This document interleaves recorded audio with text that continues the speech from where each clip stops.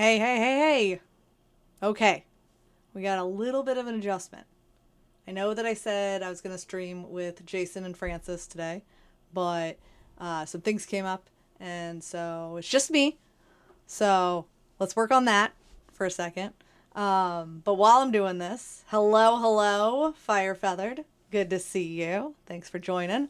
Um, yeah, we're gonna get started. I have not seen the Odyssey trailers yet, any of them. I know, that's weird. I figured I would hold off, and like some students of mine were saying, like, oh, it'd be fun to see like what your reactions are. So I thought I'd put it on Twitch, and then things got like busy over the summer and took a bunch of students to Greece, which was fun. And now I'm finding some time to do this. So here's what we're gonna do today. I'm gonna go through my Odyssey stuff. I just realized I left my notes in the other room, so I'll go get those in a sec. So give me like 1 second. But here's what we'll do. I'll watch the trailers, which are on here. Yeah, that looks pretty good, right? Yeah, you can see everything there. Okay, good. All right. So while I'm gonna go get my notes, which are literally like 2 seconds away, how many of you guys like have seen? Can I pull this? Pull. Okay. Great. Yeah, make a poll. How many have seen the trailers? How many of you have seen the trailers for the Odyssey? Yep. None. Okay, that's fine. We'll just do that. Okay, I'm gonna start that poll. I just want to see how many of you seen like the trailers, preferably all of the trailers, or like most of them, or you like feel pretty comfortable with it. You do that. I'll be right back. Okay.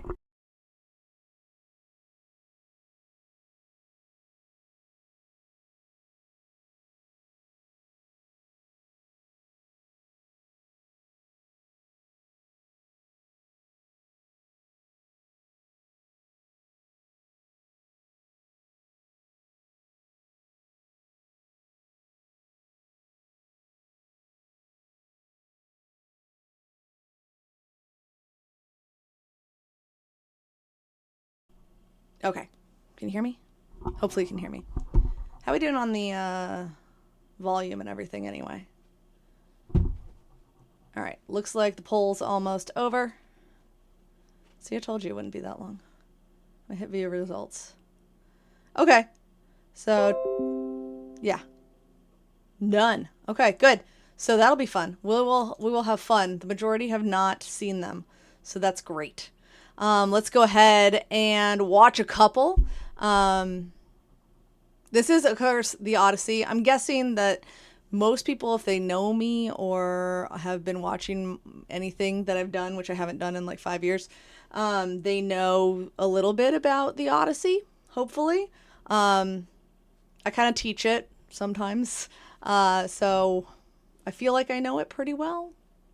But let's go ahead and I'm going to get off of this and actually go to the trailers themselves. Okay, there. You can kind of see that, yeah? Okay, wait, pause. All right. So what I'm going to do is I'm going to mute myself because it's a whole mic issue thing. Let me go back to this one. So you're not going to be able to hear me, but you will be able to hear the sound on this, okay? All right. So this is the official countdown trailer. We also have the official new trailer and then the official trailer. I don't know what the difference between these three honestly are. Official countdown trailer. Yeah.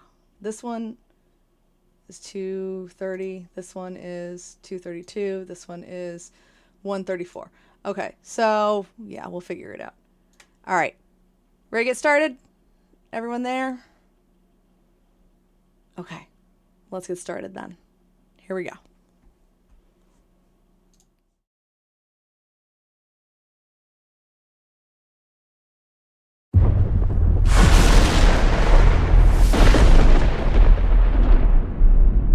Odysseus.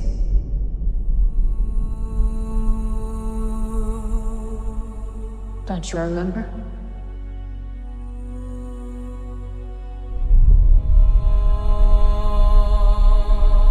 thunder, fire, death. I remember a wife, a son, home.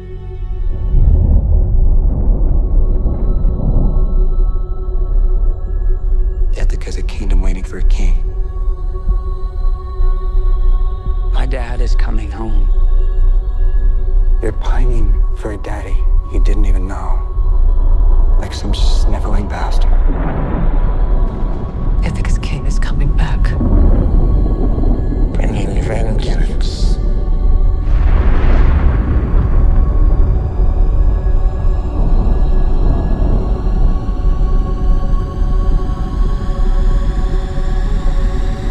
Bringing it all.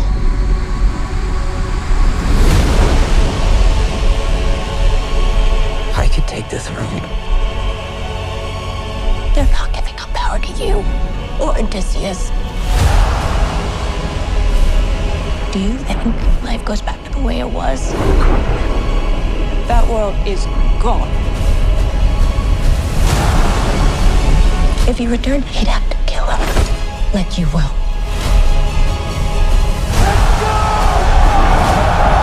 You gods don't speak in ways we understand. Who doesn't understand pain? Or blood? The gods told you. Then I defied the gods.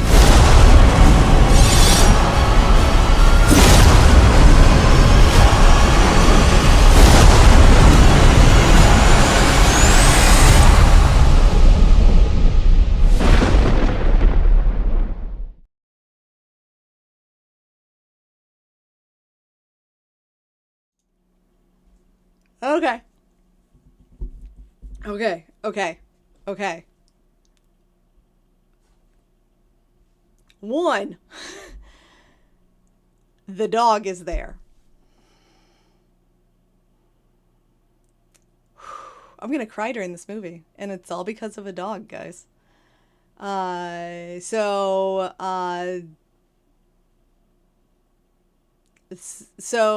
let's break it down, okay? I can go through like step by step on this one. So this is without the sound playing, and I'm gonna pause it as I go so that you guys can like follow along, and I hope that's okay. I'm gonna mute that. I'm gonna make sure the closed captions are Odysseus. on. Yes, it is. Okay, Odysseus. Okay, so so that's Anne Hathaway's voice. Anne Hathaway is playing Penelope, who is Odysseus's wife. She's been waiting for Odysseus to return for 20 years. And been fighting off suitors, and I'll show you how she's been fighting off suitors because it's in that shot, which is really great. And yeah, that's fascinating. This is really great. So if you don't know, Matt Damon is playing Odysseus, who is the craftiest, wiliest of the Greeks. His epithet, or his name in Homer's Odyssey that he gets, it's always like Odysseus something, right? So Zeus of the or thunder crashing Zeus, or lightning bearer Zeus, something like that, right? That's an epithet. Gray-eyed Athena epithet. Odysseus is a man of many turns, like polytropos, which means like many turns or many wiles or many like tricks or many something. We're not really sure like what exactly it means, but it's many turns is the literal translation. So yeah, in this he's walking around right there. Okay, so who is... Okay, that looks like Zendaya to me. Does that look like Zendaya to anyone else? Who is playing Athena. Athena is a goddess. She's goddess of wisdom, crafts, craftiness, intelligence, and so Odysseus is her favorite hero. Odysseus is interesting because he's not a hero that technically has any godly origins, which I think makes him more unique of all of the heroes in the Odyssey and the trilogy, or the epic cycle, which is like the Trojan War cycle. Odysseus is like in some versions his like grandfather may have been Hermes. There's not really much there with him, but he is yeah, it's not like Achilles, whose mother is a goddess. Like, he's one of the few that don't have a god as a father or a mother. But Athena does favor him heavily. And so it's interesting to me that they have put gods in this, because it's always been tricky for how do you show the gods in movies like these. But yeah, so here he's washed up on some island. He gets washed up on islands multiple times. So I can't really give you exactly which one. I don't really see anything in the background that shows anything that would be helpful. Okay, ship. Thunder. Trying to like see what's on these scenes. Okay, so that's the fall of Troy. I wanted to go back to like the ship one though. Fire. Go back a little bit more. Like just a hair. Can you go back just a hair? Come on. Come on. No, you're not gonna do it for me. Oh man, it's so hard to see this too. I kind of want to see like who's in his ship. Okay, that's not gonna be helpful at all. All right, that's fine. Fire. Death. Okay. This is the part where I might get like angsty. Is the armor. I've heard people have told me bad things about the armor, that it looks really rubbery. Right off the bat, like that's not Bronze Age armor. And so this whole gets us to a whole conversation of like, when is the Odyssey set? When should it be set? When was it supposed to be set? So the Odyssey is treated like, and the Iliad, both of which were supposedly written by this guy Homer, around 800 BCE. If a guy named Homer existed, he didn't come up with this story himself. If he existed again at all, this story is a product that's been passed down many generations through many bards. And the way we know this is the way that we look at the poetry and can tell that there are devices in here that help the bard remember certain stories, and it all flows to meter and can be memorized. And there's the whole big studies done by people in the 1900s, studying ethnographic, or doing ethnographic studies of bards, real living bards in the early 1900s, 1800s, to see how much they could remember and, you know, all the stuff that they could do. And a lot of those modern-ish bards, who are just singers of tales, have these devices that help them remember things, and those same devices are in Homer's Iliad and Odyssey. So that tells us, and a bunch of other things tell us, that this was passed down from generation to generation to generation. There's also like lots of things in there that like don't line up quite right, and so it seems like these were multiple stories kind of pieced together at different times as well, which is also an interesting idea. Anyways, so when did the Trojan War happen? Did the Trojan War actually happen? If Homer existed and he wrote it down around 800 BCE, and we know that because of the way that the language, the grammar, the style, it all dates to a certain like time period, kind of like how we can read Shakespeare and be like, God, that is not modern English, right? So it's a certain grammatical and vocabulary choices that tell us this is something that was to this time period. So archaic Greece is when we put it, early archaic Greece. The tricky part is like, this obviously wasn't happening in when Homer or whoever was writing it down in 800 BCE was alive. This is clearly a story that's been passed down from generation to generation, almost, and has been dated in a way, or like put in a way that's like in a mythological past for ancient Greece. So more mythological and more in the past than ancient Greece. It's basically the way I tell it to my students is it's like their King Arthur and the Round Table. Those are like fairy tales and legends and epics that we tell today about this like mythologized but still legendary past. That there was perhaps a King Arthur, that there were some things that seemed to be legendarily true, historically true, but the type of buildings they lived in and the armor that they wore and the things like that could have been true. But there's also elements of magic that just aren't true. And this seems to be the same thing for the Homeric past, for the Trojan War, that these were stories used as like, this is how good men behave and good women behave, and this is how we act, and this is like, all these legends and monsters and things. So the ancient Greeks, though, believed that it happened, and so they dated it back to using their own lineage and their own genealogy. And so that includes things like going back in time, or going back through family trees and saying like, okay, well, if I'm alive this long and my family line believes that we're descendant from X, then I'm going to see, okay, dad lived this long and grandpa lived this long and great grandpa lived this long. And you trace your family tree until you get to that person that you supposedly descended from who was at the Trojan War.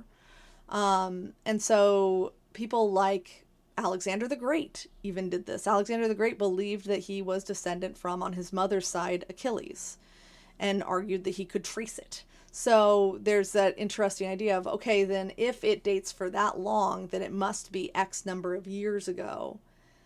And that's how they can put it in a historical past, or at least a dated past. And so based on all of that, we tend to, and the way they describe everything and the behaviors, we tend to put it in Mycenaean Greece, or late Bronze Age Greece. So 1400 to 1200 BCE, more likely, if again a Trojan War did happen, 1200, 1250 BCE.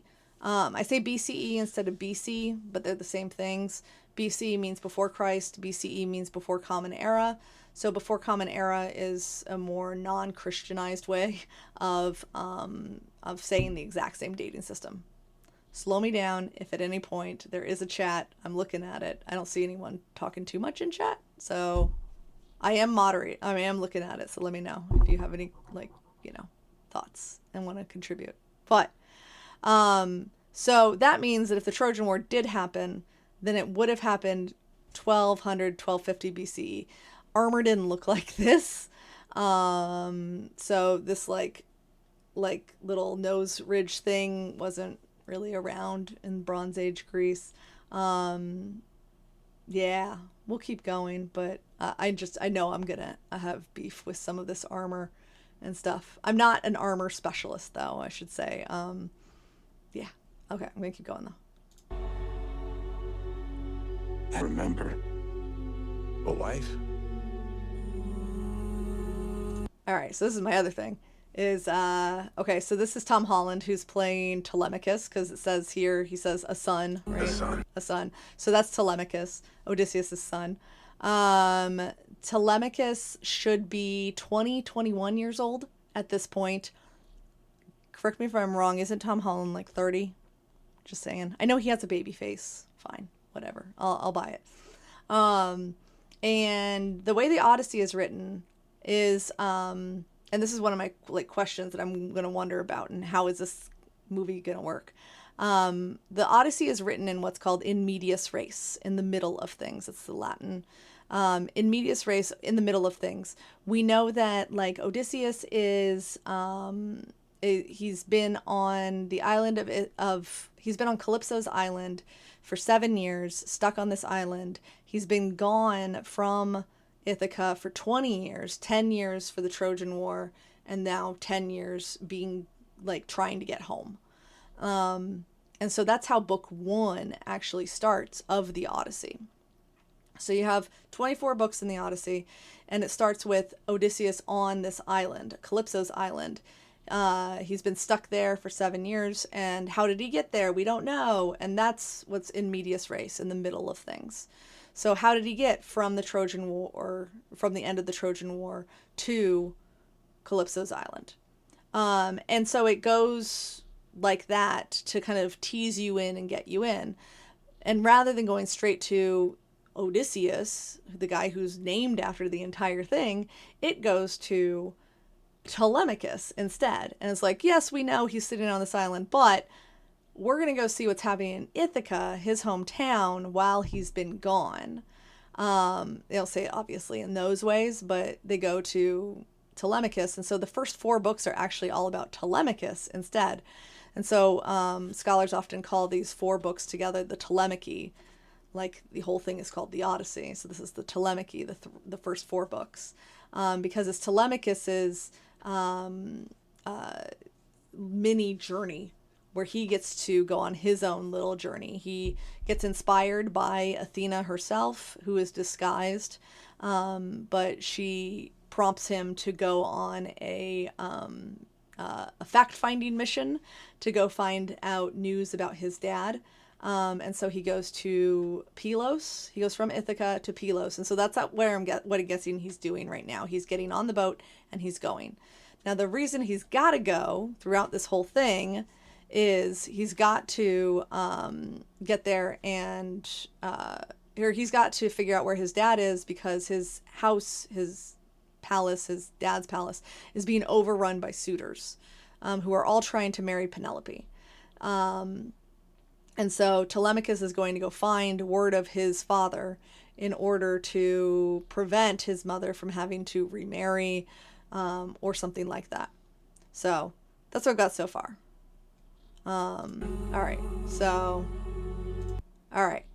now here's where I'm really interested, because this, I'm guessing, is him coming out of Eumaeus's hut. And Eumaeus is a swineherd. He is one of the servants of Odysseus at Ithaca. He's obviously left behind.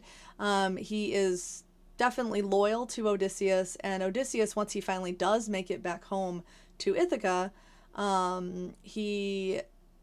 Athena puts him in disguise so that he can't be immediately suspected to be Odysseus, so that he can get his throne back. Basically, he needs to get it back from his from these, well, the suitors haven't gotten it yet, but there's over 100 suitors and he can't just walk in without being disguised. So that's an interesting, so he's going to be disguised. Is Christopher Nolan going to have him disguised? Is there going to be some element of it? It doesn't look like he is right there. And the other scene that I saw a little bit later on it looks like he's in the hut, and it doesn't look like he's doing this. But what I'm more interested in is the scenery behind, which looks more like Athens. It looks like the Acropolis of Athens today, interestingly, mixed with Egypt, mixed with something else, rather than what Mycenaean Greece would look like. They don't have the nice, clean ashlar blocks. They have big ashlar masonry. Or they have, sorry, not ashlar masonry, they have Cyclopean masonry. So it's not as nice, smooth looking as we have right here. So I'm interested to see that. Also, we think we have a place that might be the palace of Odysseus on Ithaca, but there's not a lot. Ithaca's not a huge island, nor is it a huge place in general. It definitely wouldn't have looked this big. So just an FYI there. So I'm curious about a couple of things. Are they going to do Odysseus as disguised? Are they going to do in medias res in the middle of things? Or are they going to do this more of a traditional storyline where they have to tell it chronologically, from when Odysseus leaves Troy, which I could see some scenes that looked like destruction of Troy. So they're going to have some destruction of Troy scenes. Is it going to be a flashback? That would kind of be an in medias res thing. Or are they going to have it be more of a, what's it called? Like, or are they going to have it like, yeah, not a flashback, but chronologically, like that's where we start, is at Troy. All right. So, yeah, just like, if this was Cyclopean masonry, we would want more of this lower stuff here, but all the way through. Like, this nice smooth stuff is really insane.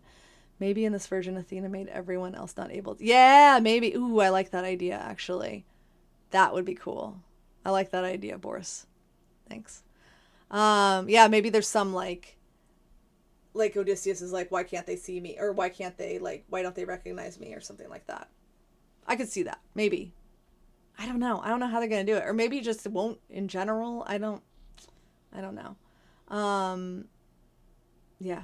This in general, this especially to me, just like, it's just screaming more of the Acropolis of Athens to me than anything else, but I'm going to move past it. All right, next one. Yes, thank you from Christopher Nolan. All right, this one I was excited about. Here's why. That right there, see that right there? That is a Mycenaean throne, or a Mycenaean style throne. So kudos there for doing that one. I very much appreciate that. Interesting. So this is a throne. The reason we know this one is because of what was found at Pylos, which I already mentioned because actually Telemachus goes there. But there was an excavation done on the southwest side of Greece at a site called Pylos, and they found a Mycenaean palace there. And in the main room, there was this stone-ish, plaster-covered, painted, very well painted throne. Let me see if I can find a picture of it. Pylos reconstruction. It's by a guy, Pete DeJong. University of Cincinnati did the excavations there, so there you go. That's not like the best one, but I guess that's gonna have to do. I really wanted the throne more than anything, but okay. Oh, there. There? Nope. Let's go back. We'll do it this way. All right. One more time. All right. So, here. This one. So, and then if I can zoom in, maybe. Yep. Great. Thanks. Let's make it go like that. So right here, this guy's sitting right there. That's the throne that they're talking about there. So just a thought. I could see that. Also, like, these are more reconstructions of this. So there's some of the architecture that we think it looked like. You can kind of see that up there. So that's pretty cool, honestly, that they're doing this. They're doing a nice, that wood, because the way the walls were made, they weren't completely stone. It's stone about a couple of feet up, and then it's mud brick. And then the mud brick is covered in fresco, and the frescoes decorate not just the wall, but also the ceiling and the floor, and it's very elaborate and very impressive. So that's pretty fun that they did that. So yeah, that's what's going on there. Lighting, I don't know how I feel about that. I also don't know how I feel about her outfit, but I'm just gonna move past all of that stuff. I'll show you some more Mycenaean style outfits, I guess, if you want. But I'm more interested about this thing right here, which is Penelope's loom.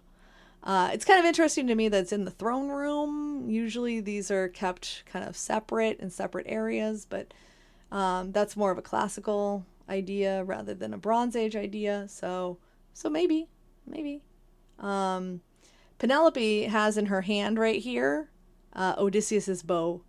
So this is all these scenes that we've seen so far almost have all taken place they've all been on Ithaca so far, either at the beginning with Telemachus or at the very end, like the trial of the bow. That's book 20-ish. 2021-ish to 22. So that's a trickier one, but interesting nonetheless. Are they using a recurve bow? It does kind of look like it. I mean, it looks like it. I'm not great with bow and weaponry in the ancient Bronze Age. We do know they had bows because we have arrows. But yeah, bows in the Bronze Age. I don't know if we have any depictions of bows in the Bronze Age now that I think of it either. We do have depictions of like fighting, spears, swords. Here, I'll show you.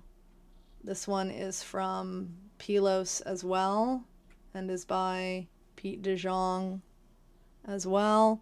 So you can see here spears, swords, and then they're wearing what are called boar's tusk helmets in this one. This is a really cool painting fresco, actually.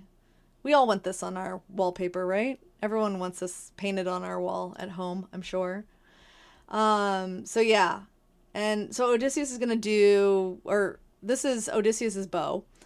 He used this bow when he was back at home before the Trojan War. He used to apparently shoot, for the fun of it, his bow, or arrows with his bow, a bow that apparently no one else could string but him. And they had him, or he would shoot arrows through 12 axe heads. So what does that mean, through 12 axe heads? It probably meant like the axe heads put on their side with the shaft, where the shaft would go. No shaft. And instead he would shoot through where the shaft would go for an axe. So picture a double axe, in fact, not a regular axe like you might be thinking of. A double axe looks like, gosh, no, none of those. Bronze Age Greece, double axe. Ugh. I guess you can use those, but those are terrible. That's better. Probably more like, yeah, I'm just gonna keep doing this where we just look at stuff. More like this, but stone is more likely. Sorry, not stone, bronze is more likely. So, and then they would shoot through this part right here. Is what we're thinking like that would be. So she's gonna line up 12 axe heads so that he can and she says anyone that can do this can marry me. She apparently might know that Odysseus is back already. It's hard to tell. I would love to see that scene. Or I will see that scene and I'll let you know. But yeah. All right. So yeah, so this waiting for a king theme that is going, that they've been waiting. And in particular, who's been waiting is these suitors. This is one of them. Robert Pattinson is playing Antinous, who is one of the head suitors. He is not a good guy. He like tries to get all the other suitors together to try and kill Telemachus at one point. It's not a good vibe at all. So I'm thrilled that he's going to play this as a sleazy guy. He should be around Telemachus's age or just a little bit older. It should have been that when all the men left to go to the Trojan War, he was too young to fight. And so 10 probably so he's 30 now. So yeah, that'll work. That'll work. Robert Pattinson, I'm actually really excited for him. So yeah, I'm very excited actually for him. So we'll see how that one goes. My dad is coming home. My dad is coming. Oh, this is gonna. I'm really looking forward to it. So yeah, there is like a face-off between Antinous and Telemachus. He does try and he does tell all the suitors, "I'm gonna go find my dad. I'm gonna bring him home." That's in book 1. And Antinous does seem pretty like, this kid's like, we gotta get rid of him and kill him, or he's gonna take over the throne before we know it. Oh, on who? On Antinous? The armor? Sorry, the question was single. I don't know if that's actually armor or meaning to be armor on him. It looks to me like it's more like just an outfit, but I don't know. Honestly, like linen would be a better choice in Greece, but maybe it's cold. I don't know. Interestingly, I just noticed this one after scrolling back. This person here Anyone know who this is? So this is, I'm just gonna say it. I think this is Travis Scott, right? Who is supposed to play the quote unquote bard. And this is a character that that Christopher Nolan has added in, and to much apparently anger. So again, I haven't watched any of these trailers, nor have I watched much of anyone else watching anything, especially the trailers, because again, I haven't watched these. But I did get like the cast list to figure out like, okay, who's supposed to be who, and that looks like Travis Scott to me. And so this bard is supposed to be. There is a bard actually in the Odyssey. There's several bards actually in the Odyssey. There's one at Ithaca, and then there's one at Phaeacia, which is where he ends up closer to Greece at one point. And the one in Phaeacia, when Odysseus is there, he hears the bard sing a song about him, and how he helped take Troy. And so I'm wondering if that's what's going to be our flashback, if there's a bard there. But this bard, if this is Travis Scott and he is a bard, this bard, if he's with Antinous, is in Ithaca, and that's a bard. There is a bard there too. Actually, that bard is also singing songs, if I remember right, about the Trojan War, and it makes Penelope so sad that she tells the bard to shut up, and Telemachus gets mad and tells her to go to her room because the men should be listening to these songs. And so this is probably all book one that we're seeing right now, except for that her holding the bow. That's my guess, at least. Yes, I'm also tired of single layer leather armor. You got to have multiple layers if you're going to do any type of armor. Like iron armor, we have examples of it from the Bronze Age, but it would have been so very heavy that it's like, how is this practical? And so like the best armor that we have from this time period, I'm just going to keep doing this, is from Dendra. It's called the Dendra Panoply. It looks like, well, not like that. It looks like this. I've seen it today. Or I saw it this summer, actually. It looks beautiful. Right now it does, at least. So there it is for you in all of its glory. This would not have been you can't run with this.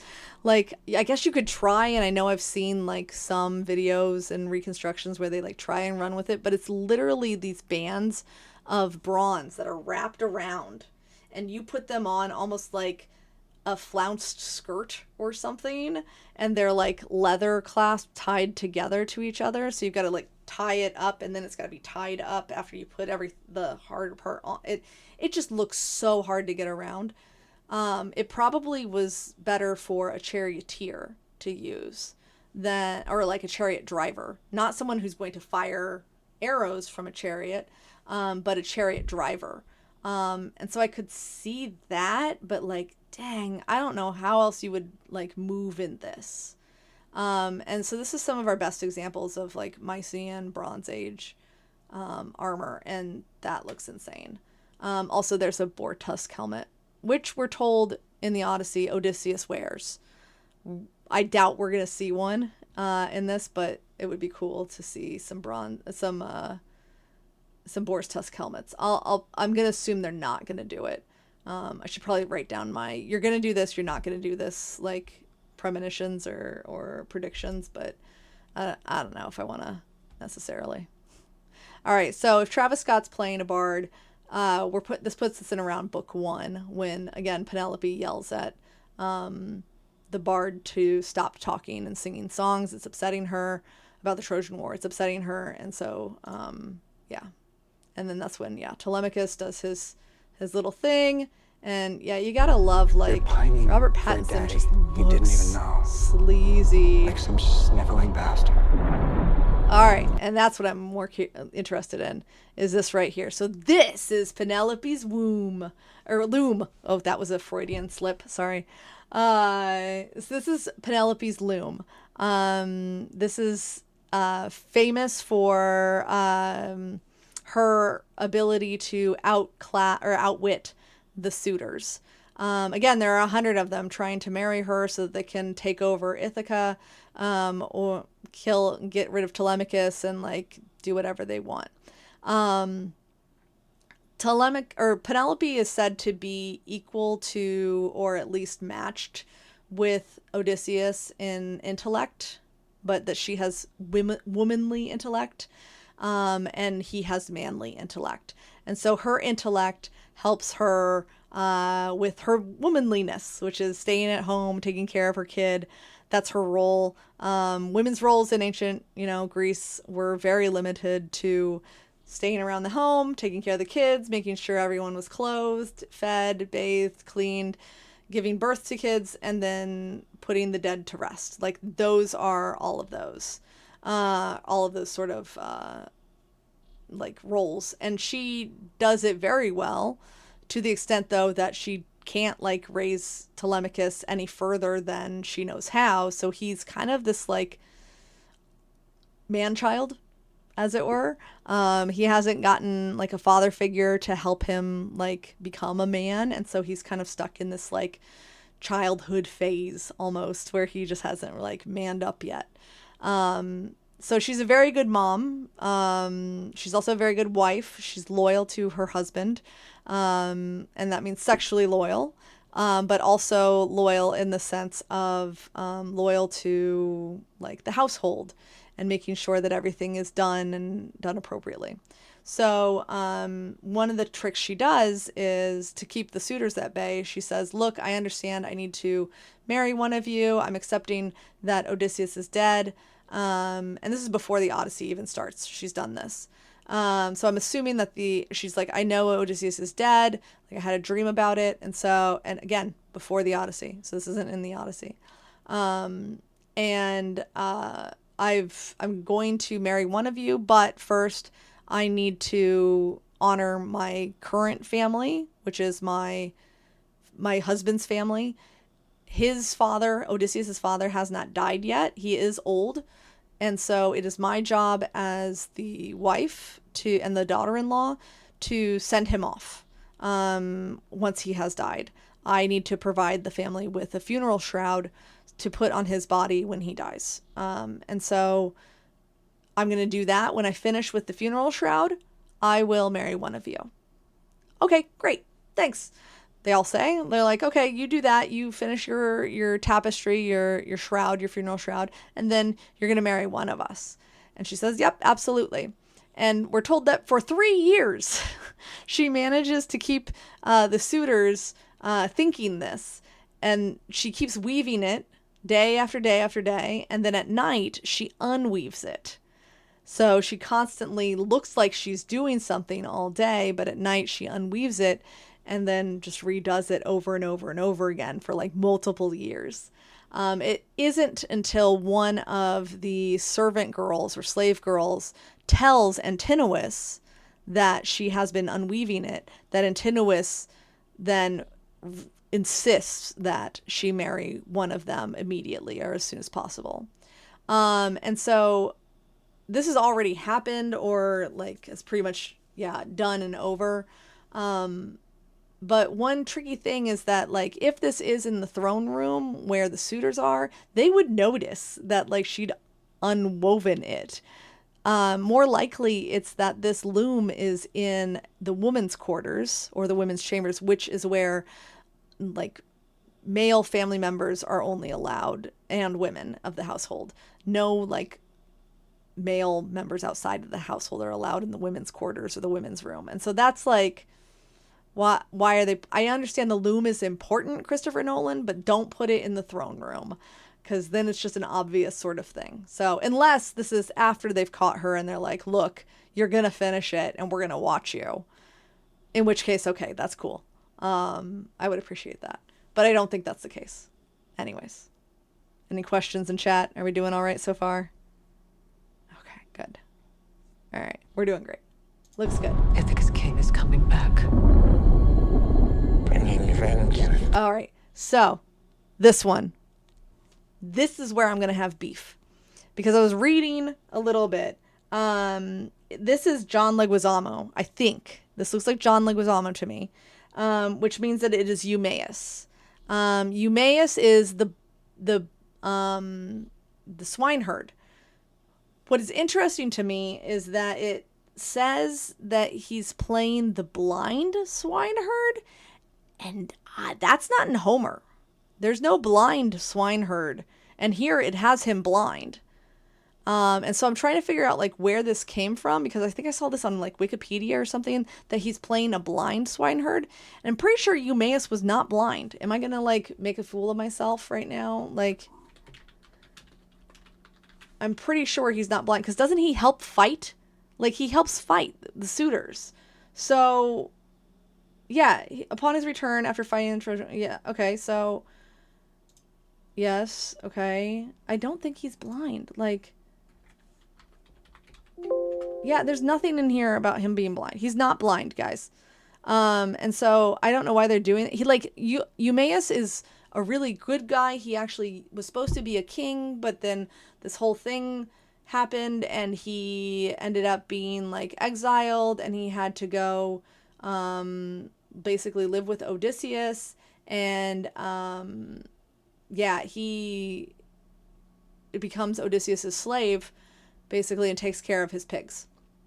And so Odysseus is in disguise. He doesn't recognize Odysseus, but he does treat this blind, or not this blind, he treats this beggar who comes to his house and knocks on his door very kindly. He offers him food to eat. It's a good example of good hospitality, which for the ancient Greeks is called xenia, or xenia. So this is an example, because the Odyssey is filled with, look, good hospitality, good person. Bad hospitality, bad person. Antinous, bad hospitality, bad person. Eumaeus, good hospitality, good person. So Eumaeus treats Odysseus very well. He offers him food, and he offers him advice. And then Telemachus shows up, having come back from talking to Nestor and also Menelaus, and everyone else about where his dad is. And there's his dad sitting with Eumaeus. And Odysseus does reveal himself as Odysseus to Telemachus, but not to Eumaeus. He's not blind. So that's like really annoying to me. Why make him blind? Yeah, no way is he blind. Yeah, thank you. Okay. So I don't know what's going on there, because like, why does the Wikipedia say, in the movie Wikipedia, say that Eumaeus is blind? He's not.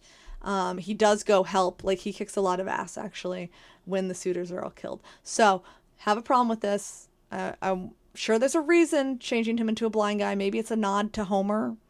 I don't know. But yeah. Okay. So that's going to be my beef with that one. Yep. Keep. Oof, that. Oh gosh. Did you see the way that armor bent? Like rubbery? I'll get over it. I swear. I know it's Hollywood. I got some beef. Bring it Okay, in. right here. This is beggar Odysseus leaving Eumaeus's hut and going to Ithaca. And so, but he's not disguised. He looks just like Odysseus or Matt Damon. So, yeah, I'll be interested to see what they do with this, how people aren't going to recognize that it's him. Because that's the thing is, there's a lot of debates. Like, did Penelope know that was Odysseus the whole time while he's disguised? So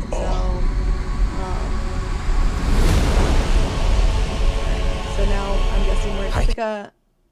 Was that them like fighting like at the beginning of Troy almost? Did anyone see Troy? I hope you guys all saw Troy. So at the beginning there's like Achilles fighting with his cousin. And I always appreciate that fight scene, or that training scene where he's like training his cousin to fight like him.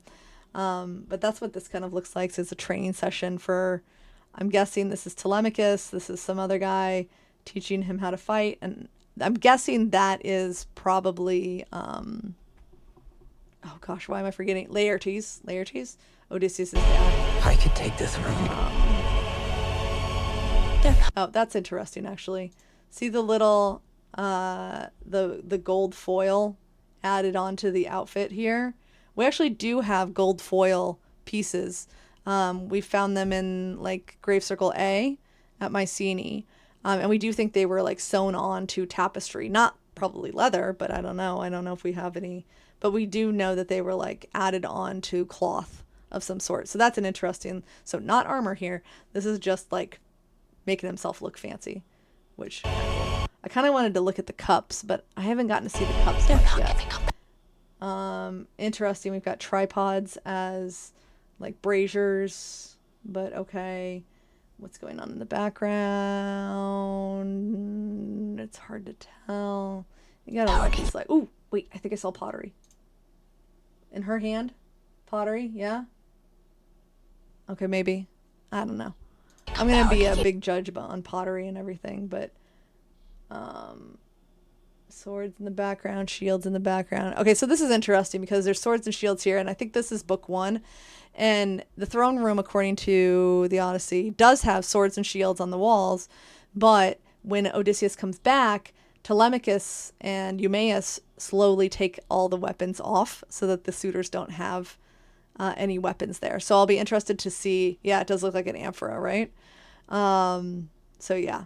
I'll be interested to see if like this is something that they do, that they have Telemachus and Eumaeus take the armor off the walls and the swords off the walls when Odysseus is going to kill everybody.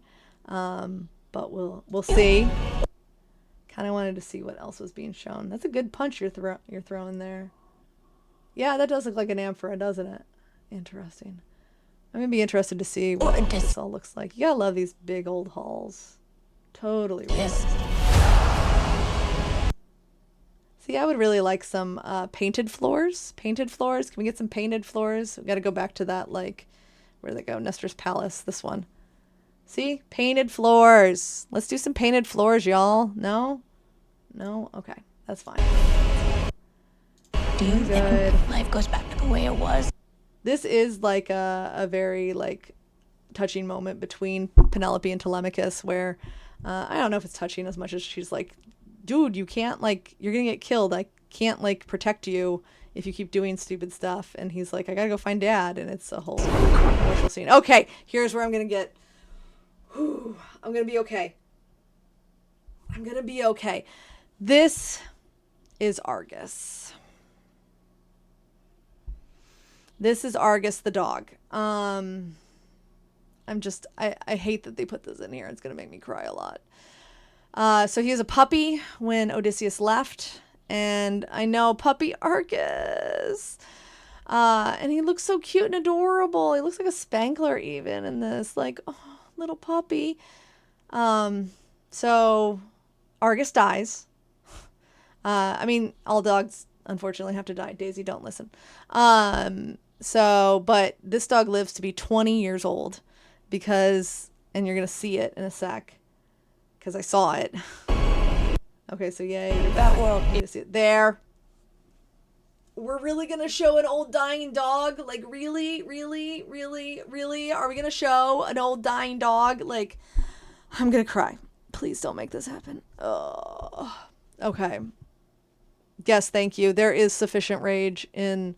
I mean, honestly, there should be the dog. Like, this is what I tell my students. The dog is just a metaphor, okay? Just picture it as that. The dog is a metaphor for Ithaca. Because at this point, Odysseus has been gone for 20 years. Odysseus was the one taking care of everything, like, and now it's been overrun with suitors and Ithaca, and the suitors are like fleas and parasites and ticks. They're sucking the blood out of Ithaca because they're eating everything, and yeah. So the dog has to die.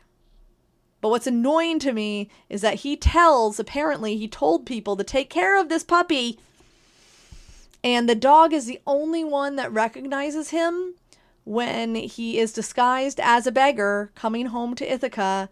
The dog is the first one to find him or to see him, but the dog is, as you can see here, lying on a pile of shit and is sick and flea bitten and dying, and the dog can't, like, get up to even look at his master. And Odysseus can't say anything, so he can't pet the dog. So Odysseus can't be petting this dog in this. He can't pet the dog. He can't acknowledge the dog. He's not, because if he does, people are going to know that this is Odysseus. Because this is Odysseus's dog. I'm not going to cry. So yeah. And then the dog like wags his tail because he recognizes his old master, and then he dies. And Odysseus sheds a tear, but he has to turn and shed a tear and walk away, and he cannot recognize this dog. I will be okay. I will be okay. Okay, I'm moving past this. I'm just gonna, no. Odysseus can't touch him. Like, that's very specific. Like, okay, I'm fine. I'm fine. It's good that they're cutting to like a weepy-eyed Telemachus right after that dog, though. Because, yeah, okay. Weepy-eyed Telemachus. I don't know what this armor is. This is not Mycenaean armor. It's fine. It's fine. I'm moving past it. I know you need to tell a classical tale and you need to have armor that's recognizable or looks something manageable. And none of the armor, again, that we have from this time period is manageable. So it's fine. I'm over it. I promise. Where is this going to be? So there's like a caves and a port, maybe, and people. I don't. Maybe this is Phaeacia. I don't know. If you return, he'd have. I would love to know what this is, but I don't know.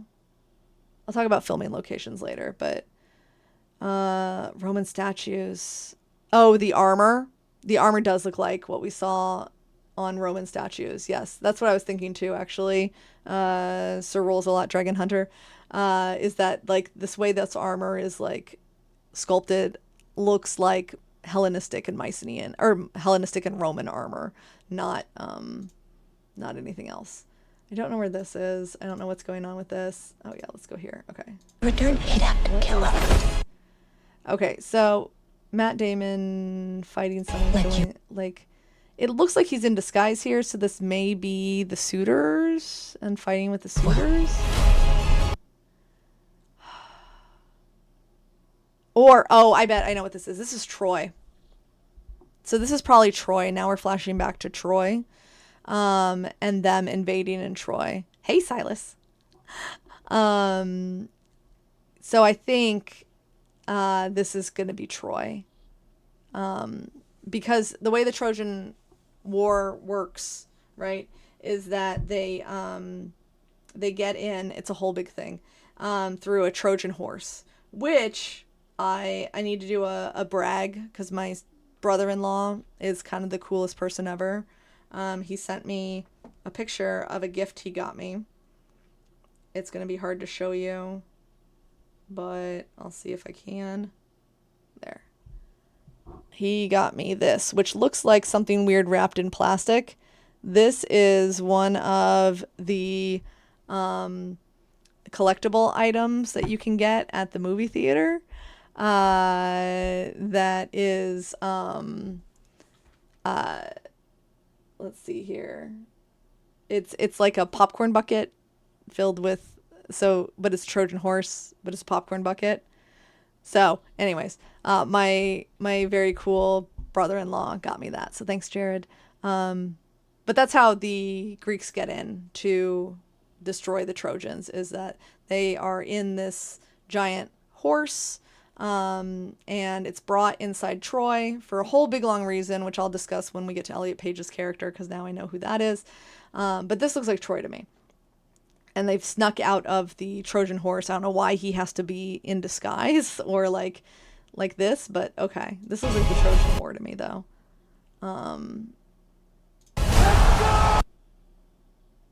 That looks like something else. I've heard this is the Lastrygonians, supposedly, that these big warrior guys are like the Lastrygonians who are cannibals. But maybe this is a Trojan War fight scene. You gods don't speak in ways we understand. You gods don't speak in ways we understand. Oh yeah, so this is my other question of like, okay, so we have Zendaya, right? In ways we Who's playing Athena. Is this the only god we're gonna have? What do we think? Like, is this the only god we're going to have? Is it just Athena? I could see it just being her. She is the most important one.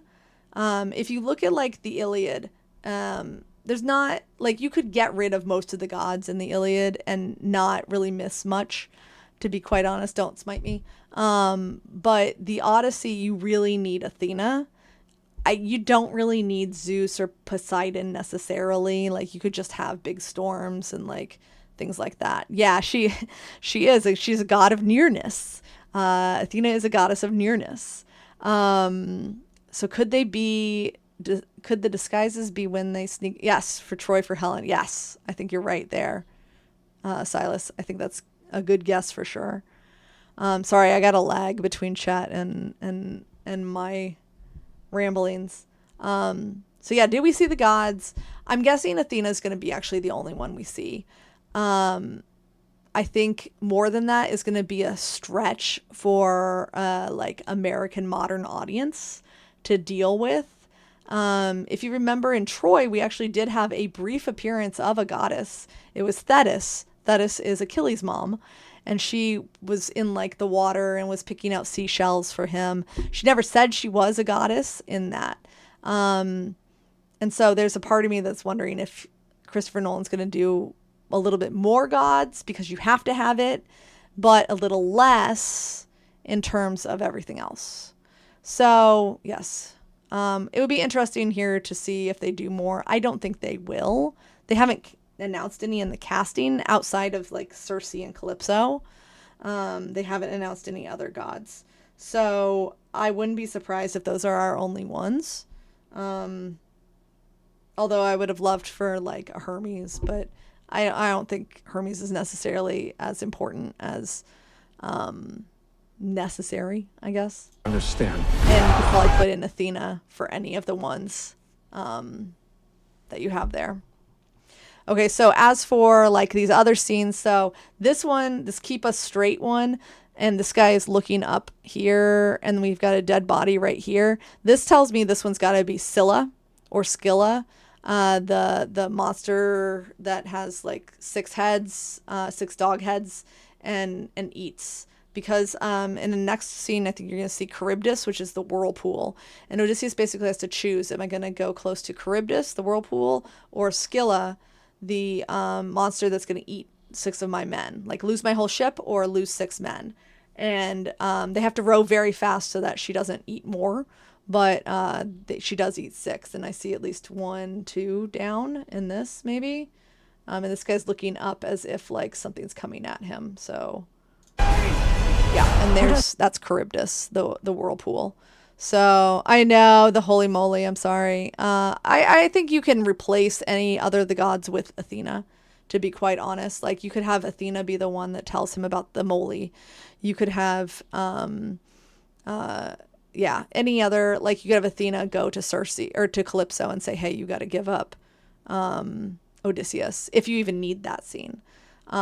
So I could see them consolidating and doing like an economy of character kind of thing and be like, let's just combine them all into one to make this a little bit less believable or more believable or something. I don't understand pain. What was that? I missed that one. I do not know what this has got. Okay, so maybe this is the men getting grabbed up by Scylla. Like, I don't know what this is up here, but I could see Scylla being like grabbing them maybe and eating the men. So that could be something. Understand pain. Maybe. Oh, what was that? What pulled him through? Oh, is that a hand? So he's being pulled up and this guy's being pulled over. This has got to be Scylla, right? That's my thought, at least. Okay. Understand pain. I don't know what that guy's doing. This seems like the Trojan War. Yeah, this does look more like Troy. This is like what Troy looked like in what Troy looked like in Troy, which is kind of cool. I always was wondering if they would do like Sean Bean as Odysseus. I was kind of wishing that they'd do Sean Bean as Odysseus, because he was Odysseus in Troy, but I guess that's not gonna happen. But yeah, Hermes does have a connection to Odysseus. I just don't know if they would do as much of the god. I just feel like Americans wouldn't grasp it almost and be like, well, if there's all these gods here, why don't the gods just take Odysseus this way? And it's like, well, it's not that easy. And I don't know. I don't know if I trust American audiences as well as I should. Maybe. Oh, blood. Sorry, my cat's getting in the way. Okay, so, here we go. Blood. Okay, so this right here, so I believe, right, this is Lupita Nyong'o, right, who is playing Helen, right? Is it, or is this someone else? Am I like messing this one up? Lupita. It looked like her. I'm not really great with recognizing. Is that her? I think that's her, right? That looks like her to me. So she's playing not just Helen of Troy, but I hope you guys learned this out before I did, because I just learned this, but in a different way. Yes, Helen. Okay, thank you. So not only is she playing Helen of Troy, she's also playing Clytemnestra. She's playing 2 roles, which I think is actually kind of cool, because in the myths, they're kind of twins. Kind of. They're sisters for sure. Helen and Clytemnestra are definitely sisters. Twins is a little rough, but I think this is really interesting. So I learned about this, that she's playing both roles, actually through a former student of mine, Breton, who I got to meet up with in Corinth, and she was telling me some really fun stories. One was that Lupita Nyong'o is playing both Helen and Clytemnestra, and that they filmed on Acrocorinth in Greece. Acrocorinth is in Old Corinth and is high up, like really, really high up. So high up that, like, okay, the Mycenaeans probably went up there, but they didn't build anything up there because it's just too freaking high and they don't care. Instead, there's like a Byzantine or Venetian fortress, but like that's it. There's like some sanctuaries lower down, but nothing major on top. And that's because it's just too high and it's too like, just way out of the way.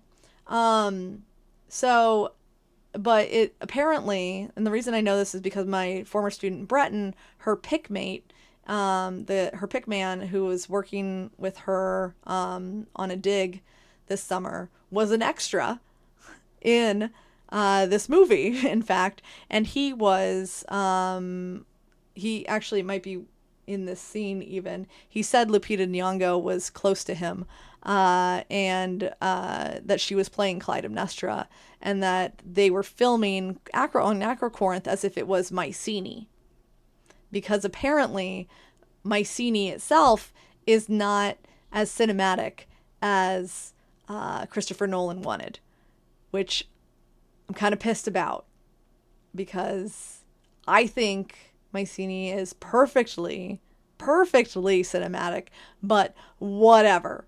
Yes, Acrocorinth is the mountain you tried to climb, Silas. Yes, it is. So apparently, yes, Christopher Nolan was up there. Yes, and apparently he does not think that Acrocorinth or he doesn't think that Mycenae is cinematic enough. And so he filmed Mycenae on Acrocorinth. Now, kudos. Thank you for at least like filming in Greece. I appreciate that. I'm sure like a lot of people appreciate that. But, I mean, he must have been at Mycenae, but he must have not thought it was as cool. I think it's beautiful, but that's just my opinion as someone who's dug there for multiple summers and visited there many times and loves that site immensely. Maybe they wouldn't allow him to like build something on there. I could see that. So that's what I want to believe is more the case, is that they were like, no, you can't put any like, you know, stuff up here. You can't film up here. It's too much of an important site. We can't have you up here. That's what I'm going to pretend. That's what I'm going to pretend. But I don't know.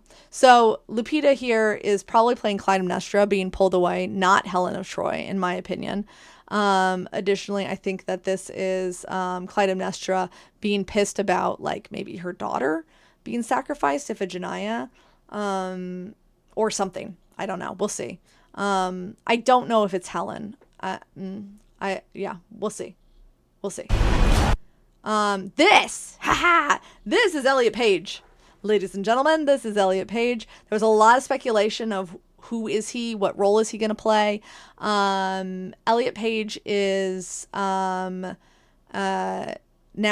announced to be Sinon. And Sinon is not in the Odyssey at all. Sorry. Not in the Odyssey at all. Sinon is, in fact, we get him from the Aeneid, but he was at Troy. He fought at Troy. He's a Greek, or Achaean, and he's fighting there. He gets left behind on purpose by the Greeks, because they need to trick the Trojans into basically like taking down their walls, because the walls of Troy were built by Poseidon and they can't be taken down in some of the stories. Did I say Elliot? I said Elliot Page, right? Yeah. They can't be taken down by anyone but the Trojans in some of the like legends and myths. So if Sinon is left behind by the Greeks with the Trojan horse, which is filled with some Greek fighters, including Odysseus, Menelaus, Agamemnon, not Achilles because Achilles is dead. And they have to be very quiet. And Sinon is left behind with the Trojan horse to tell the Trojans why they need to bring this horse into the walls of Troy. And so Sinon is there, and maybe in this version, like, they even give him an arrow wound, because that's what it looks like here. Yes, he's a Trojan horse liar. And so maybe they even give him a wound here to be like, look, he's not one of us, to prove to the Trojans that he's not one of them, because basically that's all that's on the shore when the Trojans wake up one day, is the horse and Sinon. And the Greeks leave, but they don't actually leave. They just go like on their ships and they go like around the bend or whatever. The Sinon tells the Trojans like, hey, Odysseus hates me. The Greeks hate me. They left me. That's why they left me behind. They couldn't kill me because they didn't want to like offend the gods or something, but they did abandon me here, hoping that you guys would kill me or that I'd die eventually. And the Trojans are like, well, what is this giant ass horse that is here, and why do we need it? Which, by the way, the horse will not be like up like this, which you're going to see is probably, from what I've seen of pictures at least, the horse is like up like this, like reared up.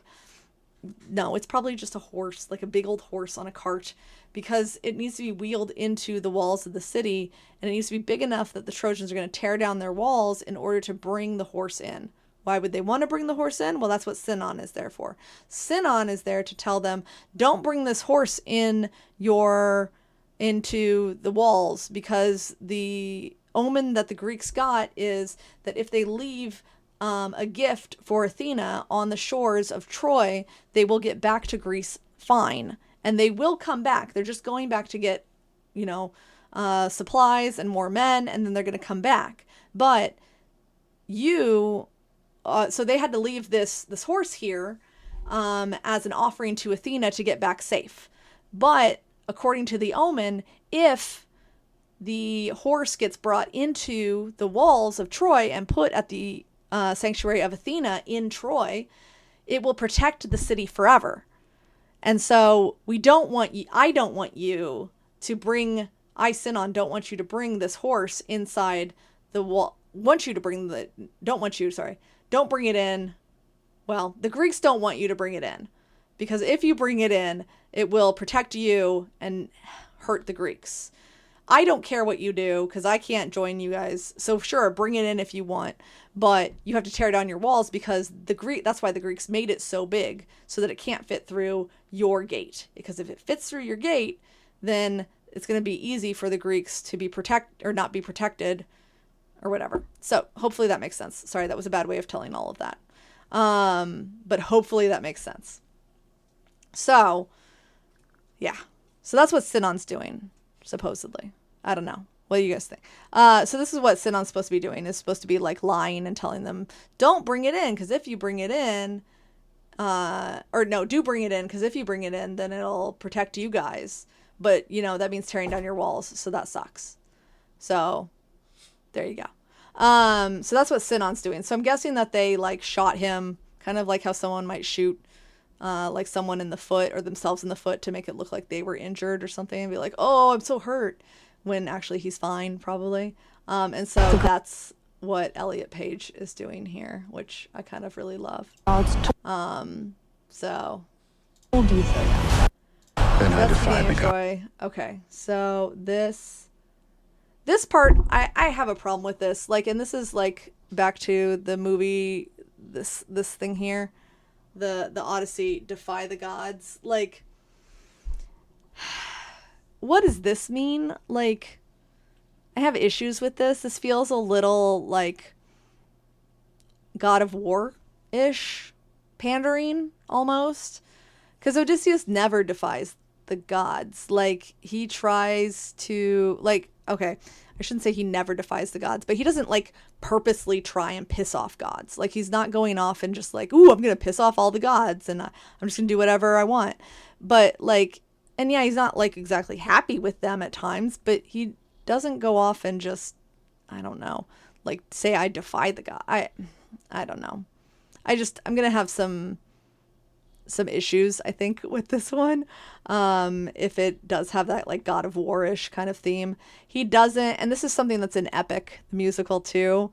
There's, like, no part where he and Athena have a falling out. Like, that doesn't, there's just no Athena falling out kind of thing. I'm sorry, Epic. I'm going to pick, like, issues there. He's always very methodical about the way that he tries not to offend the gods. The only reason that he gets cursed by Poseidon is because he's a bit, I wouldn't say it's even hubristic, but he wounds Polyphemus, the Cyclops, the son of Poseidon. And yeah, he could have killed Polyphemus, the son of Poseidon, if he wanted to, but, like, really? I don't know. Anyways, I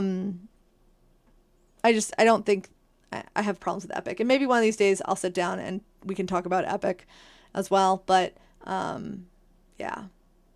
They say they're better than Aphrodite next. Oh, Ajax the Lesser. Yeah. Ajax the Lesser is, yeah. Ajax the Lesser is definitely one of those, like, hubristic assholes. He's like, no one can kill me. None of the gods can kill me. He's killed immediately. Is that snow? Was that snow? That better not be snow. Is that snow? Do we have snow? I'm just gonna be mad if there's snow in this. It doesn't snow. There's no snow. The only thing I can figure out is maybe they're going, oh no. I don't know why there would be snow. Maybe it's ash? Can it be ash? Let's have it be ash. Ash. Not snow. Let's have it be ash. These are the guys that I think are the Lastrygonians, I think. Yeah, the Lastrygonians are cannibals. But man, I don't know why they look like that. But okay, we'll just move past this. I don't know what this is going to be. If it's the Lastrygonians, fine. They are warlike and they are, like, but they're cannibals. And they are big. I don't know.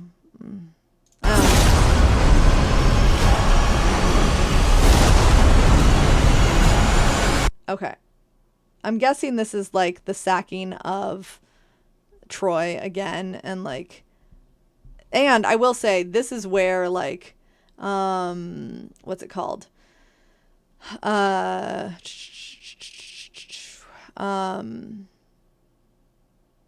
Sorry, lost track of thought. This is where we do have, like, the sacrilege against the gods and defying the gods, because the Greeks do 3 bad things when they sack Troy. They kill Priam on the altar of Zeus. Priam is the king of Troy. But it's Neoptolemus that does that. That's Achilles' son does that. Ajax the Lesser is the one who pulls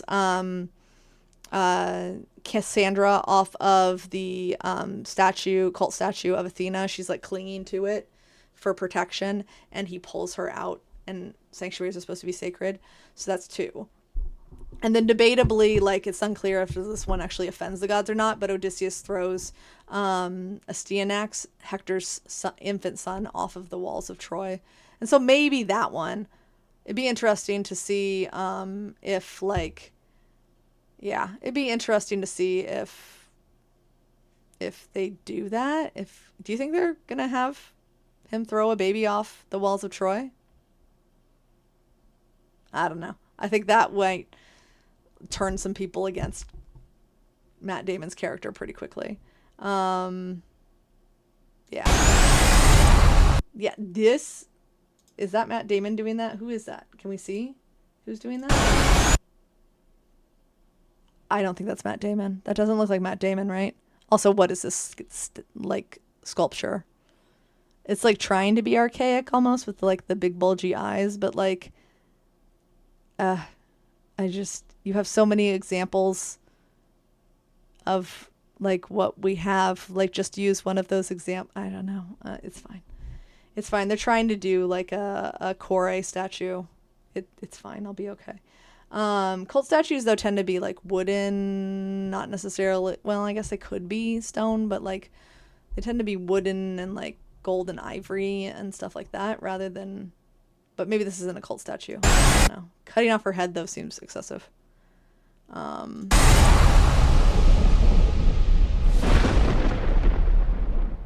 Yeah. Okay. All right. So that was trailer 1. Ooh, sorry.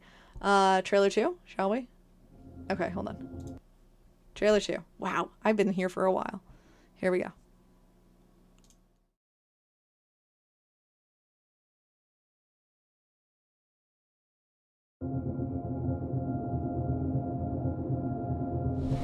Tell me what you remember. A wife?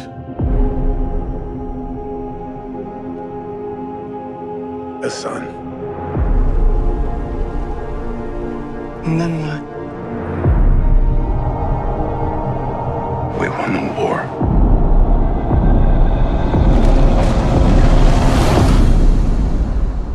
Help me go home.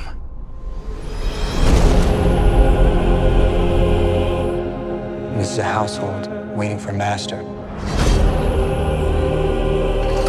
I want you to choose me. Ithaca's king is coming back. No, he's not.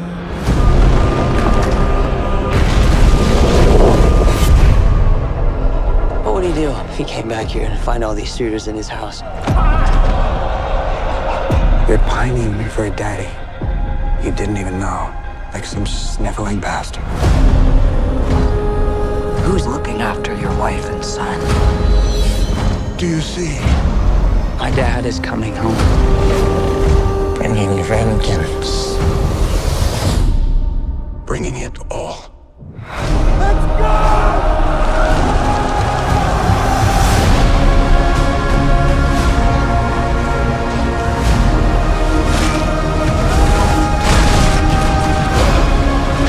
I need everyone at this party dead. I can still save them. You're a man who needs to control his fate. But you cannot control this. That world is gone. No one could stand between me and home. Not even the gods.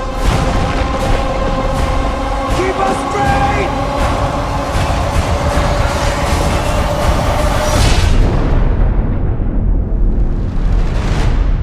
I think it's asleep.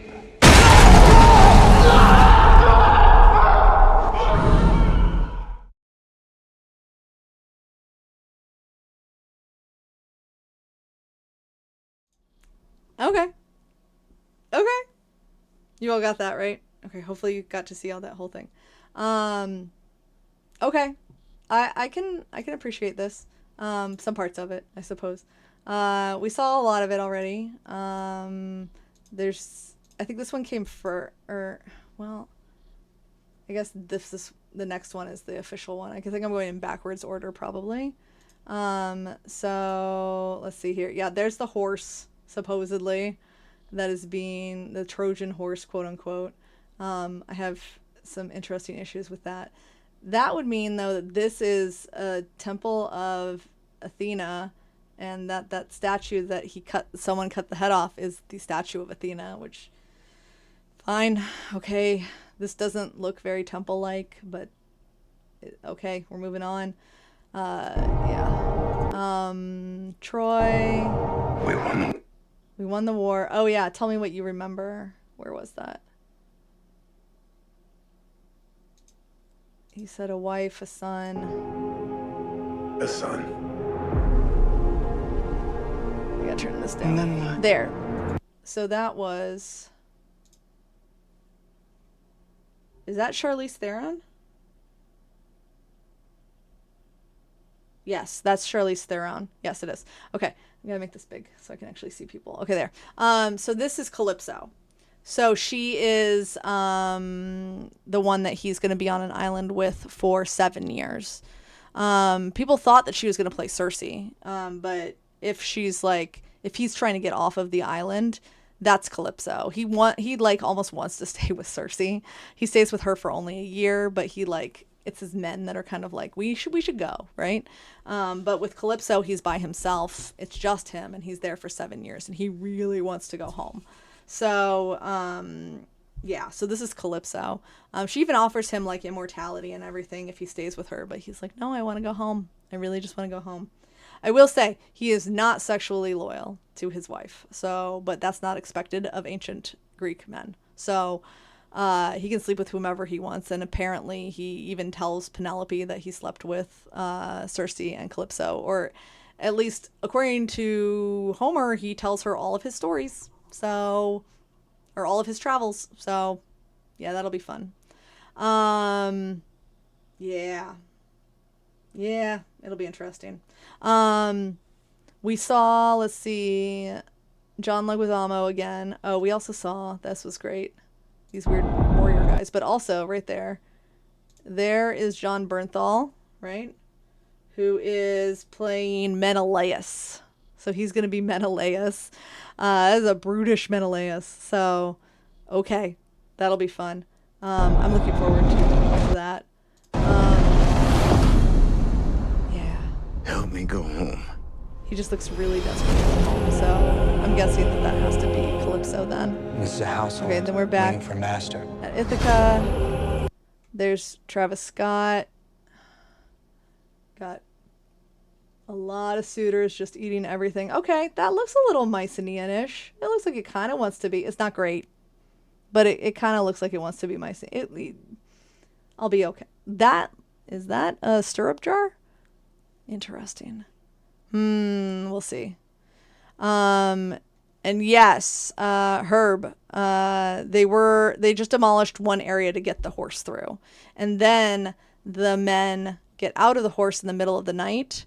The Greeks get out of the horse in the middle of the night, open the gates so that all the rest of them can get in. So probably it's Odysseus, when he's cloaked, is killing the guys so that he can get to the gate, and then opening the gate, and then he's gonna like uncloak or whatever. So that's my thought, at least. Thanks, Herb. And man, does Robert Pattinson look like a snivelly, whiny, like annoying guy.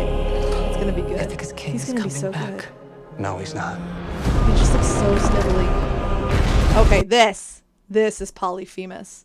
So this is our Cyclops, who, this is a weird looking Cyclops. It looks like his eye is like this way and blinks this way, which I think would be really interesting. But okay, this is Poseidon's son. Odysseus will have him blinded. That's probably where he's like, I think he's asleep. So Odysseus gets him really drunk, basically, until he passes out. And then they blind him and sneak or get out of the cave that way. This is yet another example of bad Xenia, good Xenia. What's interesting here is I've heard that this is was a big puppet, but that there also was like obviously CGI involved. So it's so big that he can carry a man, which you can kind of see right there, which I think is kind of cool. So that'll be fun to see. What would he do if he came back here and find all these Yeah, I don't know suitors in about the his baby. house? Yes, the baby throwing is after they sack the city. Oh, wait, I missed it.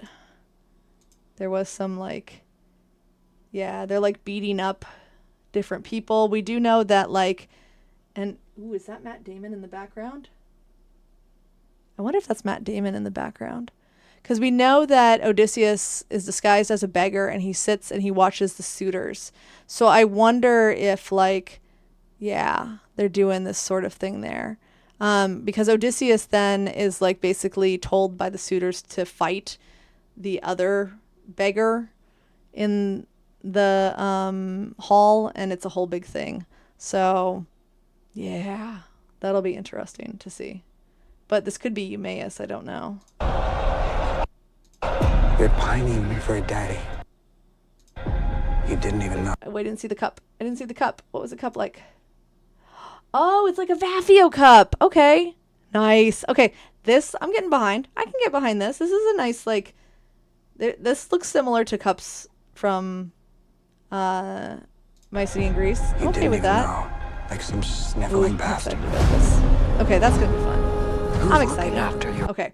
This was, I think, this is Who's Elliot looking at- Page, but it's like, why is he saying who's looking after your wife and son and all dirty and everything? Like, it's not totally clear what's going on here. If this is Sinon that who's being left behind, maybe this is before they leave him behind, and they're like, you're the one that's going to be left behind, and I don't know, and it's weird. I can see why people thought that he was going to play Achilles, because when Odysseus goes to the underworld, he meets with Achilles and a couple of other guys, and it gets a little like premonition-y where they're like, don't trust your wife. Bad things are happening in Ithaca. Your wife is probably cheating on you, and that sort of stuff. Well, it's mostly Agamemnon that's down in the underworld saying that, because Agamemnon's already been dead because his wife killed him. So, yeah. After your wife and son. Do you Trying to see? see this one a little bit faster, but I can see like, yeah, it like what's happening. Maybe Elliot Page didn't want to go and be left behind, or Sinon didn't want to be left behind. Who knows? You see? My dad is coming home. Bringing vengeance. Fine. Bringing Saw it this. all. Bring it all. Let's go! This looks like he's running from these guys, not these guys. We already saw this part. That looks like snow, man. I need everyone at this party. This is... See, is Travis Scott on the suitor's side? Is he a bad bard? See, in the Odyssey, the bard gets saved at the end because they're like, oh, you're a bard. You just were singing because you had to. You didn't want to help out and kill. Now they're getting the bard on with Antinous. I don't know. Unless he's like a narrator-esque kind of guy that's just sitting there and telling us what's happening, but that doesn't feel like anything. Yes, those did look like pines and firs, but there are pine trees in Greece, so I don't know. Dead. Pine trees are actually what one of Theseus's foes uses to kill people, actually. But that's another myth and another day. I can still save them. You're a man who needs to control his fate. That wait, okay, hold on. We're going back to this. Some like goddess figurine. Is this supposed to be Athena? Oh, it's got a snake wrapped around it. Oh, is it Athena? Oh, I think this is Athena because it has a snake wrapped around it. Okay, that'd be kind of cool if this is his way of talking to Athena. That would be really interesting. You're a man who needs to control Because that looks, yeah. And then, okay, so there's Calypso in a fishing net. Why is she wearing a fishing net? Okay, fine, whatever. fate. But you cannot control this. What is that? Is this when he's tied to the... I'm wondering if this is when he's tied to the mast and wants to hear the siren songs. But man, how are you going to fit all of this into like 2.5 hours? Like, honestly, how are they going to... The bad bard guy. How are they going to fit all this into 2.5 hours? Like, I can't do a lecture about the Odyssey in like less than 2 hours. How long is this stream going on for? Like... I don't know how they're gonna do it. They're gonna have to cut so much or like do some. I don't know what That they're gonna world do. is Oh, the dog gone. again. Why? No one could stand between me and home. Man, Robert Not even the Pattinson's gods. real good. Okay, what was that? Was that Polyphemus? Go back. What is that? I think that's Polyphemus. Does that look like Polyphemus? The gods. What is that? I don't think we get any other giant. Like, we just have the Cyclops. So, is this the Cyclops? Oh, man, I'm really bad at clicking this. Oh, stop. I'm never going to pause it. All right, fine. I think it... Is it another Cyclops, maybe? It could be another Cyclops. That's a good... Keep us straight! That's where they're going. Back at Troy, I'm guessing. There's some lighting. Okay. I think it's asleep. This is such a funny, like, way to end that. I would just say it. He knows its name. He knows it's a he.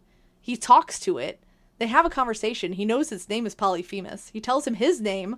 He says that his name is Utis, which means nobody. So are they going to have that? Are they going to have the nobody conversation? Like, I don't know. I don't know. All right. Final trailer. You ready for the final trailer? We'll try and do this. All right, here we go.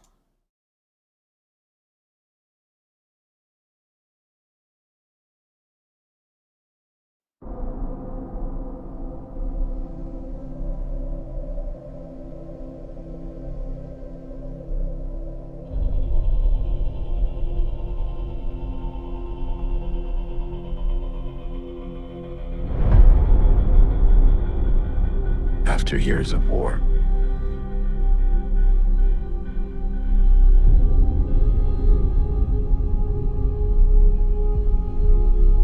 no one could stand between my men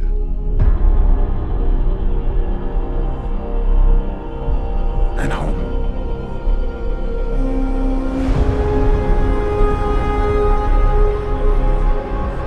Not even me.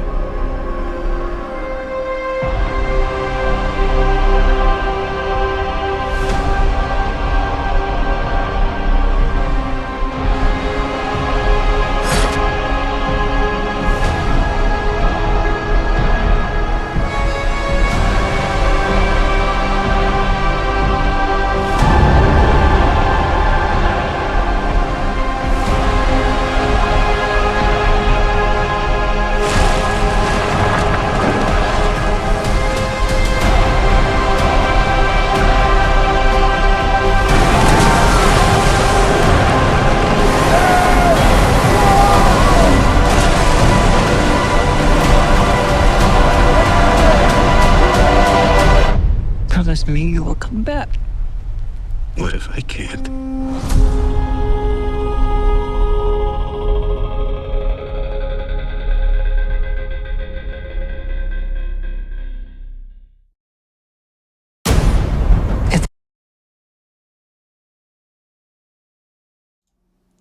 Okay.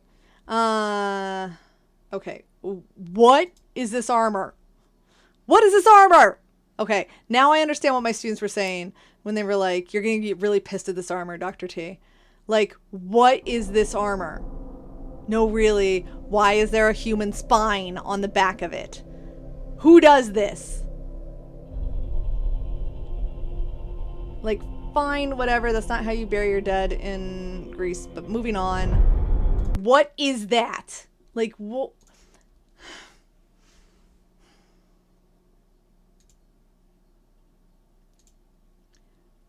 What is that? Like, why? This is just stupid, and you don't have to do that. Okay, if it's, who do we have that this could be? If it's Agamemnon, does it look like Bernie Safdie? I think it might. I think it might look like him. Is that him? Is that Bernie Safdie or whatever his name is? Bernie Safdie. Is that him? That might be him. Are those his lips? What do you guys think? I think that might be him. Let's go back and do it again. That might be him.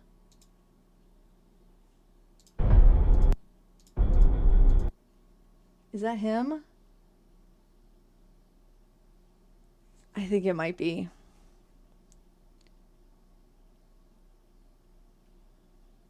I would like an Achilles tumulus, like a big giant tumulus, right?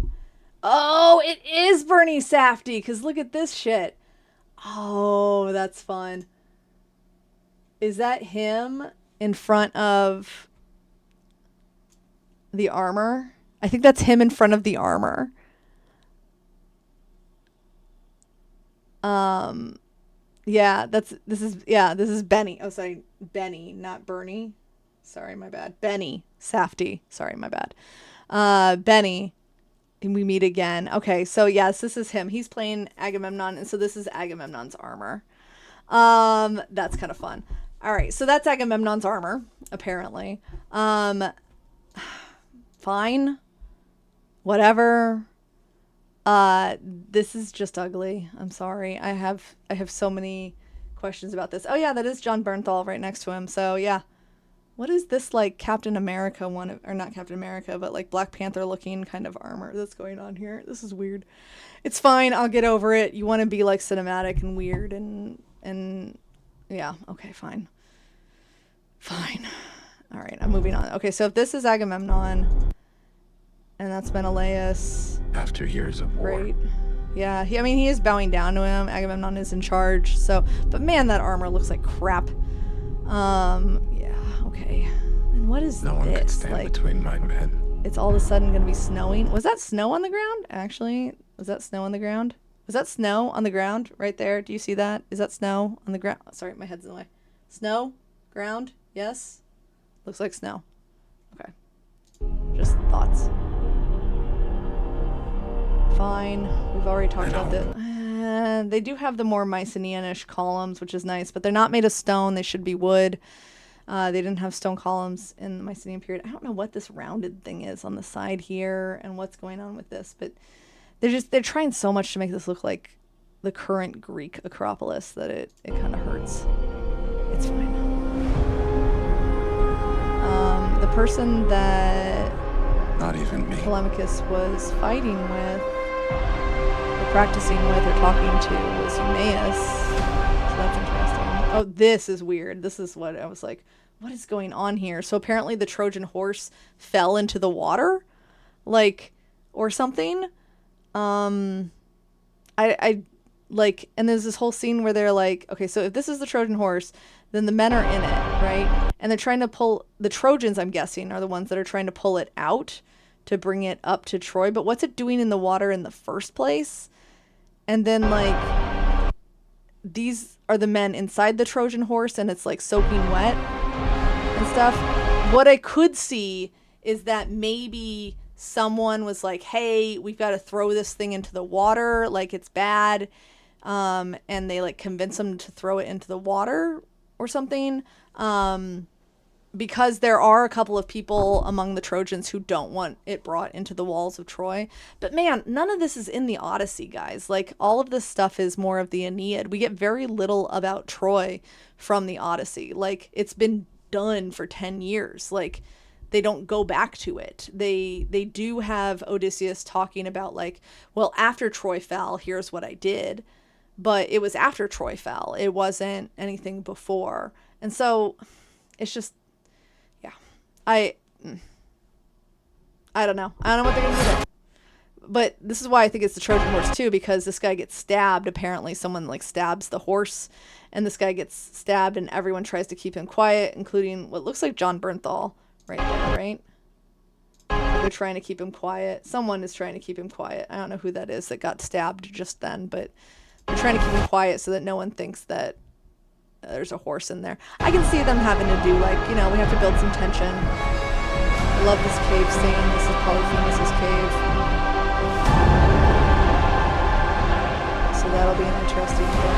Figure out what's going on there. I don't know what this is. The only thing I can figure out is that this is probably when Odysseus goes to the underworld, but he doesn't actually go to the underworld. He does what's called a Naquia, or a summoning of souls. And so he's summoning the souls from the underworld. And what you have to do is you have to like dig a hole and sacrifice a black goat and pour some like sacred wine and say some things, and like then the spirits all want to come up and talk to you. So that's the only thing I can figure out, is that these are the spirits' souls emerging from the underworld to talk to him, because he needs to talk to, in particular, a blind prophet named Tiresias, who is already dead. And so that's what I'm thinking about there. Yeah, back to the Trojan horse thing. Yes, there are a couple of guys, one who gets strangled by Poseidon's serpents because that's what that's got to be, right? This is the underworld right here. That's the only thing. Is that Agamemnon? Did Agamemnon's armor have this on the side? Have this stuff on the side? Let's go back. Let's go back and see. No, it does not. I wonder if Achilles did. I wonder whose that was that came out of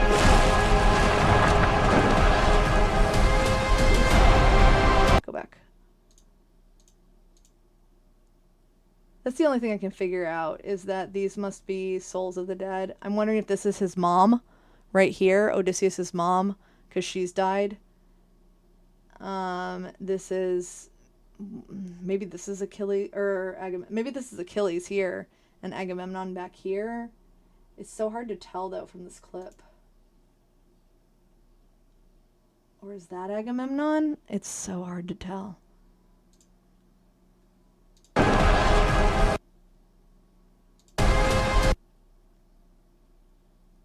That's the only thing I can figure out. But then why are all these other guys here? Except those might be souls too. I don't know. They all do look like they're getting up.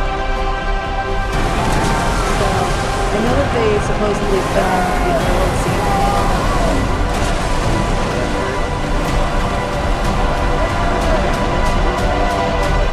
scene. Promise me you will come back.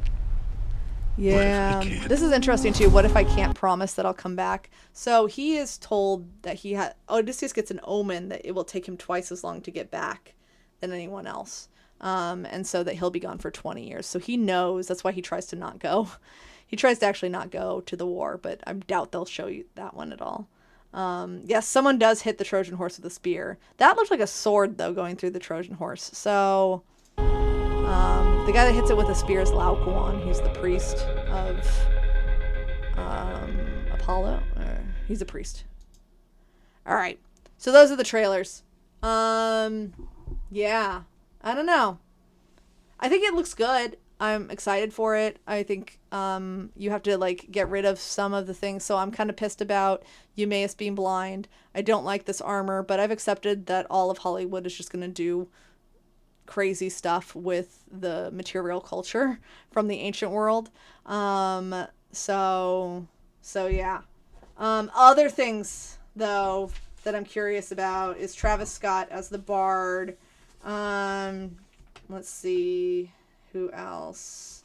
Yeah, filming locations: Iceland, Sahara, Malta, Scotland, Italy, Morocco, Greece, but not fan of the fact that they didn't use Mycenae.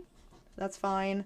Yeah, are they going to do the in medias res thing and starting from the middle? I don't know. Probably, maybe, but you risk losing your audience who is like, who's this Odysseus guy anyway? The reason it works so well for the Greeks is because they know the story frontwards and backwards, and it's going to be a little harder for like people that maybe don't know a lot of the Odyssey, or at least aren't experienced with it. So I'm interested to see. How many of the gods are they going to show? That's my other question. So yeah, what are your guys' big questions though? Like, or big concerns, or what are you excited about? Put them in chat for me so I can like read them out. Yeah, vertical eyes will be fun. Like vertical eye Cyclops is going to be a fun one. I'm going to enjoy that. I'm still pissed about that armor. It's mostly the skull thing. I can get over other things, but like, or not the skull, the spine. Like, why? Like, why? Why have freaking like? It just seems unnecessary. Looking to see what else is in chat. Looking. What else you guys excited for? Anything else? Oh no. Unfortunate news about the scene with Polyphemus. What? What's the unfortunate news? Yeah. Enemies of... That's actually a really good point, Herb. That does make a good pulling thing for the spine. Yeah. This is a very good point. Why would you have that? This makes it even more. Yeah, only 2 bits of gold. Well, you know, because he has all that black armor, so it makes him look really like scary and whatever. Yeah, I don't know. All right, sounds like you guys are excited about it. Let's do another poll and see. So after seeing all of that, how excited are you? Let's see, new poll. How excited are you to see Odyssey? We'll have super excited. Looking. I'll see it. Sure. No, thanks.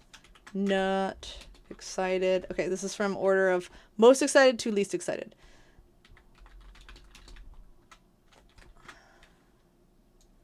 Maybe I'll wait till it's on streaming. All right. Start. All right, polls up. Polls up. How excited are you to see the Odyssey? Yeah. Oh, I see the thing from Fire Feathered. Nolan said in an interview with Jon Stewart, quote, he got rid of the joke with the Cyclops. Really? Got rid of the nobody? Like, my name is nobody? That's like what makes Odysseus so great is his foresight and ability to be like, I'm gonna like do this before like, oh, what's your name? Oh, my name's Bob or something. Like, why would you get rid of it? That makes me sad. I don't know. I think Odysseus should be... He's supposed to be crafty. He's supposed to be cunning. He shouldn't just be a, like, poor, tortured hero. Like, he should find creative ways out of things. I hope he does that. I hope we don't just have a melodrama of Matt Damon just, like, being sad and depressed the whole time. That's just me. I don't know. All right. What are those results? Let's see those results. Excited. I'll see it. Sure. 3. Okay. Super excited. 1. Okay. So we got like, yeah. Sorry, that other one should have said I'll wait till it's on streaming. Not excited. Okay, so at least, yeah, the majority of you will see it, so that's good. I'm probably gonna see it twice. So I'm gonna see it maybe this weekend. I think on Saturday, maybe. And I know I'm definitely gonna see it on Monday.